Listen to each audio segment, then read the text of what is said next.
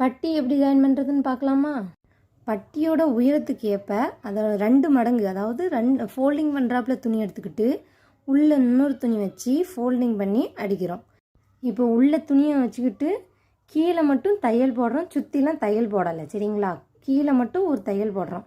பட்டிக்கு துணி எடுத்துருக்கோம். இனிமேல் தான் பட்டி அளவை மார்க் பண்ணணும். அளவு ப்ளவுஸில் இருக்கிற மாதிரி பட்டி அளவை மார்க் பண்ணிவிட்டு தையலுக்கு வந்து ஒரு 1/2 இன்ச் விட்டு கரெக்டாக வளைவாக நம்ம வெட்டுறோம் பட்டிக்கு ஏற்றாப்புல, சரிங்களா? நமக்கு இப்போ பட்டி ரெடி ஆகிட்டு இதை ப்ளவுஸில் எப்படி ஜாயின் பண்ணணும்னு பார்க்கலாமா?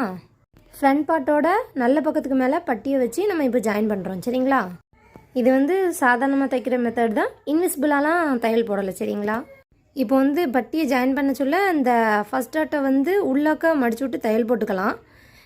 நான் வந்து சின்னதாக லேசாக மடித்து மட்டும் விட்ருக்கேன், சரிங்களா? மடித்து விட்டுட்டு பட்டியை ஜாயின் பண்ணிடுறேன். ஒன்ஸ் பட்டியை ஜாயின் பண்ணால் அதுக்கு அடுத்து ஒரு பதிவடி போடணும். அது எப்படி போடணும்னு பாருங்கள். பட்டியை இப்போ ஜாயின் பண்ணிட்டோமா, இதுக்கு மேலே இப்படியே வச்சு பதிவடி போட்டுறக்கூடாது.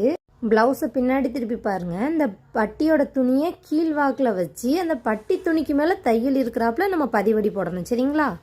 போடுற பதிவடி வந்து ஃப்ரண்ட் பார்ட்டு மேலேயோ டாட்டு மேலேயோ படாமல் அந்த பட்டி பீஸ் மேலேயே படுற மாதிரி தையல் போட்டு எடுத்துக்கோங்க, சரிங்களா? இந்த வீடியோ பிடிச்சிருந்துச்சுன்னா லைக் பண்ணி சப்போர்ட் பண்ணுங்கள். இதுக்கு முன்னாடி ஸ்லீவ் கட் பண்ணுற வீடியோ போட்டிருந்தோம், அதையும் ஃபாலோ பண்ணிக்கோங்க.